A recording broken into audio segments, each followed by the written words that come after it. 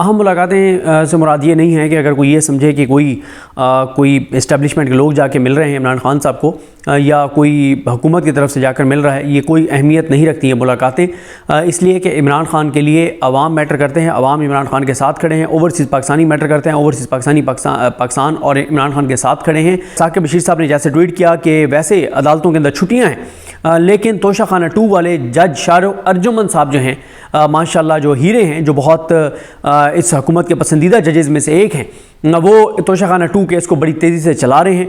और ये वही जज हैं जिन्होंने इमरान खान और बुशरा बीबी की ज़मानत की दरख्वास्तें तोशाखाना 2 केस में मुस्तरद की और इमरान खान और बुशरा बीबी दोनों को ज़मानतें मिली इस्लामाबाद हाई कोर्ट से जाकर। तो क्या उस जज के ख़िलाफ़ कोई कार्रवाई नहीं होनी चाहिए जिसके फ़ैसले को उठा के रद्दी की टोकरी में डाल दिया इस्लामाबाद हाई कोर्ट में? और अगर इस्लामाबाद हाई कोर्ट के जस्टिस मियां गुल हसन औरंगज़ेब का फ़ैसला गलत है, इमरान खान और बुशरा बीबी को तोशाखाना 2 में ज़मानत देने वाला, तो उस फैसले को जो है वो FIA को चैलेंज करना चाहिए था सुप्रीम कोर्ट ऑफ पाकिस्तान में कि हाई कोर्ट का फ़ैसला दुरुस्त है और हमारा जो हीरा है, हमारा जो पसंदीदा जज है शाहरुख अर्जुमन, अबुल हसनात मोहम्मद ज़ुल्करनैन की तरह, मोहम्मद बशीर साहब की तरह, हुमायूं दिलावर साहब की तरह, ये जज जो है इस जज का फैसला दुरुस्त था, मियां गुल हसन औरंगज़ेब का फैसला गलत है, तो चैलेंज कर लेते आप सुप्रीम कोर्ट में। तो वहाँ भी तो याहिया अफरीदी साहब बैठे हैं ना, जिन पे नून लीग को बड़ा एतमाद है, यकीन है, भरोसा है, बड़े पसंदीदा जज हैं याहिया अफरीदी साहब। मुस्लिम लीग नून लीग बहुत तारीफ़ करती है उनकी, और इसीलिए नून लीग ये समझती है कि अब वो एक नई आईनी तरमीम करके याहिया अफरीदी साहब को 2033-34 तक चीफ जस्टिस पाकिस्तान रखेंगे। इतने ज़्यादा पसंद आ गए हैं याहिया अफरीदी साहब मुस्लिम लीग नून को। इन चीज़ों पर ना आ जाएंगे। याहिया अफरीदी साहब ने जी वोट अगेंस्ट कर दिया है और याहिया अफरीदी साहब ने कहा कि जी तमाम जजेस मुश्तमिल आईनी बेंच होना चाहिए, और हुकूमत ने कहा कि यही 7 जजेस होने चाहिए। इन चीज़ों पे ना आ जाएं। आउटकम क्या है याहिया अफरीदी साहब के वोट का? कोई भी नहीं।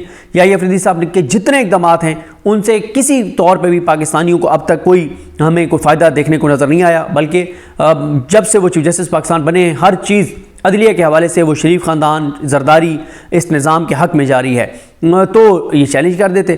तो खैर वो शाहरुख अर्जुमन साहब जो हैं वो ट्रायल कर रहे हैं इमरान खान और बुशरा बीबी का, और ये वही शाहरुख अर्जुमन हैं जिनके पास इद्दत केस की अपील लगी थी जो ट्रायल कोर्ट के फ़ैसले के ख़िलाफ़। तो ये एडिशनल सेशन जज थे, इनके सामने लगा, तो इन्होंने आर्गूमेंट सुनते रहे। एंड पे फैसला सुनाने के बजाय ये भाग गए थे और इन्होंने लेटर लिख दिया था उनको, मियां आमिर फ़ारूक साहब को, कि जनाब ये मेरे पे एतराज़ कर दिया है इसने, जो वकील हैं उन्होंने, जो मुखालिफ वकील हैं उन्होंने, तो आप बताएं कि मैं क्या करूं, और बेहतर है किसी और को ट्रांसफ़र कर दूं। और फिर वो केस ट्रांसफ़र कर दिया गया था। तो एक जज जिसके ऊपर एज ए एडिशनल सेशन जज उसके ऊपर आके और एक वकील शाउट करता है, उसके ऊपर चिल्लाता है, बदतमीज़ी करता है, उसको डिक्टेट करता है, और एक दरख्वास्त गुजार जो है, रिस्पोंडेंट जो है, दरख्वास्त गुजार तो इमरान खान और बुशरा बीबी थे, रिस्पोंडेंट जो है मनिका, वो आके और जज को खरी खरी सुनाता है और जज साहब सरेंडर कर देते हैं और भाग जाते हैं। तो क्या ऐसे एडिशनल सेशन जज को जस्टिस होना चाहिए, आईनी अदालत का जज होना चाहिए? ये एक बड़ा सवाल है जिसका जवाब आप खुद तलाश कर लीजिए। और इस वक्त इमरान देखें, जब हम इमरान खान साहब को अगर एक लम्हे के लिए आप कहें कि जी इमरान खान गलत कर रहे हैं, वो कह रहे हैं कि तरसलात ज़र रोक दें, ओवरसीज़ पाकिस्तानी गलत कर रहे हैं, वो कभी रिचर्ड ग्रेनल को अटैक करते हैं, तो कभी इंसानी हकूक़ की तंजीमों को अटैक करते हैं, तो कभी फ़लाँ बात करते हैं, तो कभी फ़लाने को बात करते हैं, तो पाकिस्तान के फ़ैसले पाकिस्तान में होने चाहिए। बिल्कुल हम ये बात इत्तफ़ाक़ करते हैं, लेकिन जब हम तहरीक इंसाफ वाले को कहते हैं तो वो आगे से हमारे सामने जो बातें करते हैं उसका हमारे पास जवाब कोई नहीं होता। अगर इस हुकूमत और इस निज़ाम के किसी बंदे के पास जवाब है तो हमें जवाब बता दें। हम इन ओवरसीज़ पाकिस्तानियों को ज़रा कायल करें, इन ओवरसीज़ पाकिस्तानियों को कहें कि नहीं यार, हमारे मुल्क के फैसले हमारे मुल्क के अंदर होंगे, हम कोई डिक्टेशन नहीं लेते बाहर की, हम कोई बाहर का दबाव बर्दाश्त नहीं करते, हम कोई बाहर की चीज़ों से परेशान नहीं होते।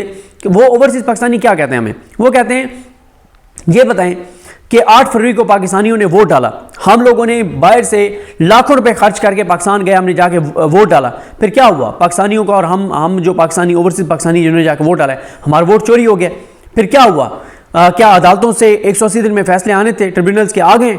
पहली बात यह कि 8 फरवरी को इलेक्शन चोरी हुआ है? बिल्कुल हुआ है। कुछ हुआ है? नहीं हुआ। क्या अदालतों ने कुछ किया है? नहीं किया। क्या मखसूस नशिस्तें सुप्रीम कोर्ट के फैसले में अमल दरामद हो गया है? नहीं हुआ। क्या जो पुरअमन एहतजाज का रास्ता है वो पाकिस्तान में खुला है? नहीं खुला। क्या जुल्म, नाइंसाफ़ी, जबर, फस्ताइयत, जजीदियत, बर्बरियत के ऊपर अगर आप किसी अदालत में जाएं आपको इंसाफ मिल सकता है? नहीं मिल सकता। फिर वो हमसे पूछते हैं कि ये बताएं, इमरान खान का केस जो है वो तोशाखाना 2 कौन सुन रहे हैं भाई? ये शार्क अर्जुमन सुन रहे हैं, जिनका नाम दिया हुआ है आमिर फारूक साहब ने जस्टिस के लिए कि उनको जज बनाए हाई कोर्ट का। आज़म खान साहब जिनके सामने 26 नवंबर वाला इस्तगासा लगा हुआ है पीटीआई का, वो उनका नाम भी हाई कोर्ट के जज के लिए दिया हुआ है। और हाई कोर्ट के जजेस की सिलेक्शन मशरूत है नून लीग से, वोट नून लीग के पास हैं, इंटेलिजेंस रिपोर्ट एजेंसीज ने देनी है। तो फिर आप बताएं, क्या तोशाखाना 2 में इंसाफ हुआ है? अब तक नहीं हुआ, होगा नहीं होगा? क्या 26 नवंबर के ऊपर आज़म खान साहब कुछ करेंगे? आज़म खान साहब तो बाद में करेंगे या नहीं करेंगे सवाल आएगा। पीटीआई खुद उसको मामले को, पीटीआई की बाहर वाली क़यादत उसको सरेंडर कर चुकी है। तो ये वो ओवरसीज़ पाकिस्तानी का सवाल है जिसका हमारे पास जवाब नहीं है। वो कहते हैं कि जब पाकिस्तान के अंदर ना अदालतें बाकी नहीं हैं, ना एहतजाज का रास्ता रहा है, ना वोट का रास्ता रहा है, तो फिर बात ख़त्म हो गई ना। फिर आप क्यों हमसे ये सवाल करते हैं, क्यों हमें ये कहते हैं कि हम ये ना करें, हम वो ना करें? तो वो कहते हैं हम आज़ाद हैं। वो कहते हैं कि हम पाकिस्तान में थोड़ी बैठे हैं कि हमको बात करेंगे तो हम उठा लिए जाएंगे, अगवा कर लिए जाएंगे। और वो बाहर बैठे हैं, बाहर बैठे हुए वो बात करते हैं तो यहाँ उनकी फैमिली मेम्बर्स को उठा लिया जाता है। तो उन्होंने भी अब यही हाल ढूंढा है कि वहाँ के ओवरसीज़ पाकिस्तानियों को आप पीटीआई ने कंपेन चलाई कि आप अपना जो ट्विटर अकाउंट है वो तो रखें, साथ एक और ट्विटर अकाउंट बनाएं जिसके ऊपर आप अपनी आइडेंटिटी ना दें, ताकि आप आवाज़ पाकिस्तान के अंदर इश्यूज़ पे बुलंद कर सकें। और ये ना हो कि वो लोग जिनकी फैमिलीज पाकिस्तान के अंदर रहती हैं कि वो वहाँ पे कोई सवाल उठाएं, कोई बात उठाएं और यहाँ उसके घर वाले उठाए जाएँ। अभी आप देखें अहमद बोबक की फैमिली के साथ क्या हुआ, सारा गिलगिती की फैमिली के साथ क्या हुआ, और दर्जनों ऐसे ओवरसीज़, बीसियों सैकड़ों ओवरसीज़ पाकिस्तानियों की फैमिलीज के साथ क्या हुआ। मैं खुद जानता हूँ, मेरे एक बड़े करीबी दोस्त हैं अमेरिका में, और कोई ऐसा ट्वीट नहीं था, सिंपल वो मैंडेट चोरी के ऊपर बात कर रहे थे, पाकिस्तान में इंसानी हकूक़ की पामालियों पे बात कर रहे थे, कोई डैमेजिंग चीज़ नहीं कर रहे थे।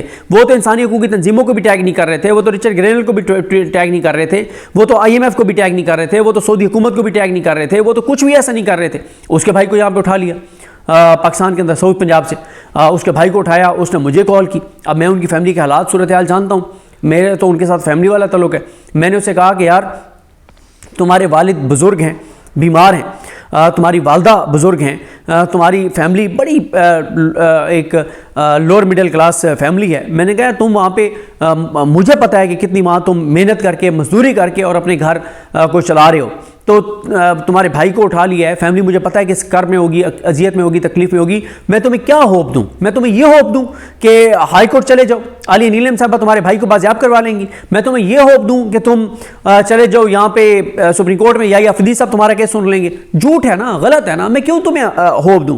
मैं तुम्हें ये होप दूं कि यहाँ पे बैरिस्टर गौर साहब और सलमान अकरम राजा साहब और ये उमर यूब साहब और शिबली फराज साहब और अली मीन गंडापुर साहब, और ये लोग मामले को इतनी हाइप दे देंगे कि हमारे एक ओवरसीज़ पाकिस्तानी जो पाकिस्तान में इंसानी हकूक़ की पामालियों पे बात कर रहा था, उसके भाई को उठा लिया, तो ये क्या हो रहा है? क्या वो आवाज़ उठाएंगे? तो मैंने कहा ये बातें छोड़ दो, तुम्हारे भाई, तुम्हारे पास कोई और ऑप्शन नहीं है, तुम्हें जो वो कहते हैं लिख के दो। उसने लिख के दिया कि मैं अब जो है वो इंसानी हकूक़ की पामालियों पे आवाज़ नहीं उठाऊंगा। लेकिन फिर क्या असर हुआ? क्या वो नहीं उठा रहा? वो अब एक और ट्विटर अकाउंट बना के, और वो पहले से 10 गुना ज़्यादा वो बात कर रहा है। तो बात यह है कि आपको इससे पाकिस्तान के अंदर जो अदालतों को गैर मौसर कर दिया गया है, जो मीडिया का गला घोंट दिया गया है, जो सोशल मीडिया के ऊपर सख्तियां हैं, जो पुरअमन एहतजाज का रास्ता आपने बंद कर दिया है, जो आपने वोट को गैर मौसर कर दिया है, उससे फिर क्या हुआ? उससे पाकिस्तान के अंदर ख़त्म हो गया सारा कुछ। अब बाहर वाले फिर ज़ाहिर है वो कंपेन कर रहे हैं, उनको कोई नहीं रोक सकता, वो आज़ाद हैं। और आप लोग उनको गद्दार कहते हैं, आप लोग उनको ओवरसीज़ पाकिस्तानी को गालियाँ देते हैं। अब आपको, अच्छा, अब मुझे समझ नहीं आती कि ओवरसीज़ पाकिस्तानियों, लाखों ओवरसीज़ पाकिस्तानी जो हैं उनके सेंटीमेंट्स पता भी हैं आपको। चंद चाबी वाले जो खिलौने हैं ओवरसीज़ पाकिस्तानी, गिने चुने, 15 होंगे, 20 होंगे, 25 होंगे, बहुत ज़्यादा कर लें, पूरी दुनिया से इस निज़ाम को अपने हक में, इस जबर, बरबरीयत, फस्तायत, यजीदियत और जो जुल्म पाकिस्तान के अंदर हो रहा है, इसको सपोर्ट करने के लिए अगर 1 करोड़ ओवरसीज़ पाकिस्तानी है तो उनमें से जो इस निज़ाम को जो मिलेंगे वो 500 होंगे, 500 से ज़्यादा नहीं मिलेंगे। अब आप जब उन 500 से वीडियो पैगाम जारी करवाएंगे कि हम तो भेजेंगे रेमिटेंसेस और हम ये कर देंगे, और नवाज शरीफ की तरफ से आप कहेंगे कि मियाँ साहब का पैगाम पहुँच गया है कि रेमिटेंसेस भेजें, तो इससे और ज़्यादा नफरत बढ़ेगी, रिएक्शन आएगा। जिसने भेजने होंगे यकीन करें वो भी नहीं भेजने का, इतनी नफरत है इनकी शक्लों और इनके नामों से। दोनों चीज़ों पे झूठ बोला बैरिस्टर गौर ने। इमरान खान ने कहा कि 26 नवंबर पे कोई कंप्रोमाइज़ नहीं होगा, ये बात नहीं की बैरिस्टर गौर ने। इमरान खान ने कहा कि जाके कहो कि मेरी जो कॉल है वो बरकरार है और वो मैंने वापस नहीं ली। उसके ऊपर बैरिस्टर गौर साहब ने कोई बात, बल्कि बैरिस्टर गौर साहब साहब ने आके झूठ बोला और कहा कि ऐसी कोई बात ही नहीं हुई, तो फिर बात ख़त्म हो गई। लेकिन बात यह है कि गौहर साहब जितने भी कंप्रोमाइज़्ड हों, एक तो यह है कि जो ओवरसीज़ पाकिस्तानी हैं, जैसे वहाँ पे आतिफ खान हैं या सजाद बरकी हैं, दीगर हैं, वो बहुत एक्टिव हैं। पीटीआई का सोशल मीडिया बहुत एक्टिव है, वो शहबाज गिल बहुत एक्टिव हैं, रऊफ़ हसन साहब ने भी बयान दे दिया और सब बात कर रहे हैं। जो इमरान खान के साथ मुखलिस लोग हैं वो सारी बात कर रहे हैं कि इमरान खान का ऐलान क्या है और सूरत हाल क्या है, वो लोग तो बात कर रहे हैं। लेकिन ये जितने भी कंप्रोमाइज़ हो, 5 जो फैसला साज है पीटीआई के, ये इस वक्त ये मैटर नहीं करते। नून लीग खुश है इनसे, इन 5 से खुश है कि ये बड़े ज़बरदस्त काम कर रहे हैं, ये बड़ा ज़बरदस्त, ये ठीक है, ठीक चीज़ें ठीक लेके चल रहे हैं।